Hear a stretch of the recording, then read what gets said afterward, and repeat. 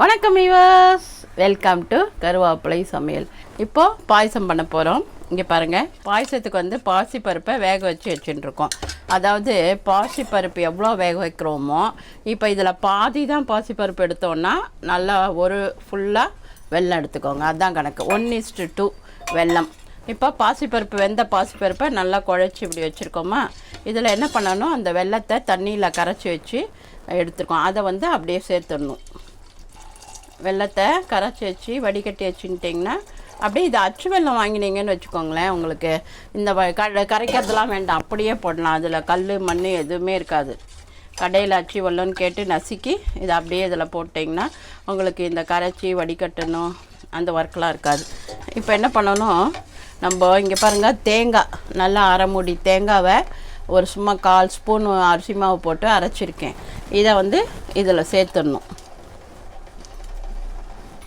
பருப்பு வேக வச்சதை நல்லா கரைச்சிட்டோம். அதுக்கப்புறமா அதுக்கு தேவையான வெல்லத்தை போட்டாச்சு. இப்போது தேங்காயை அரைச்சி ஊற்றிருக்கேன்.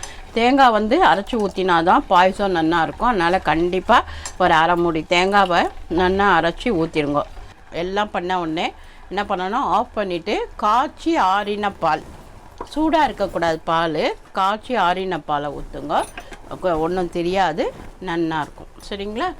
ஏலக்காய் தேவையான அளவு போட்டுண்டாச்சு. ஏன்னா தோலாக இருக்கிறதுனால கொஞ்சம் நிறைய போட்டிருக்கேன்.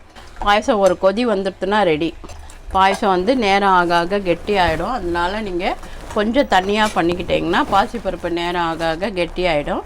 இப்போ இதுக்கு உண்டான நான் முந்திரி திராட்சை எடுத்து வச்சுருக்கேன். அதை நான் தாளித்து கொட்டிடுறேன். இப்போ சைடு பை சைடு நம்ம என்ன பண்ணலாம், முந்திரியும் திராட்சையும் நெய்யில் வறுத்து போட்டுடலாம். இப்போ பாருங்கள், இந்த பருப்பில் நம்ம என்ன பண்ணியிருக்கோம், வெல்லம் சேர்த்துட்டோம், தேங்காய் அரைச்சி கொட்டிட்டோம். ஒரு கொதி ஆஃப் பண்ணிட போகிறோம். நம்ம பாயசம் ரெடி. அதுக்கு உண்டான ஏலக்காய் போட்டுட்டோம்.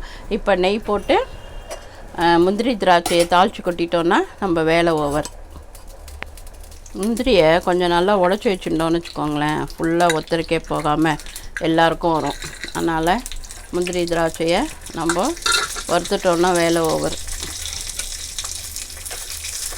பாருங்கள், பாயசம் ரெடியாக எடுத்து இப்போ நம்ம என்ன பண்ண போகிறோம், ஆஃப் பண்ணிட போகிறோம். ஆஃப் பண்ணிவிட்டு தாளித்து கொட்ட போகிறோம். ஒரு கொதி வந்தால் போகிறோம். சரிங்களா? இப்போ தாளித்து கொட்ட போகிறோம், இல்லை முந்திரி தாட்சியை வதக்கி போட போகிறோம். இப்போ பால் எவ்வளோ பால் வேணுமோ அவ்வளோ ஊற்றிக்கலாம். நீங்கள் ஆறின பால் அது தெரியாது, நல்லா இருக்கும். இப்போ நம்ம பாசிப்பருப்பு பாயசம் ரெடி. குடிக்கிற மாதிரி பண்ணிக்கோங்க, ரொம்ப அப்படியே இதுவாக வேண்டாம், கெட்டியாக வேண்டாம். இப்போ முந்திரி அதே சைடு பை சைடு ரெடியாக எடுத்து இப்போ முந்திரியும் திராட்சையும் வறுத்து போட்டாச்சு. நம்மளோட சூப்பரான பாயசம் ரெடி. ஆக்சுவலாக சாதத்துக்கு பாசிப்பருப்பு பாயசம் தான் பண்ணுவாள்.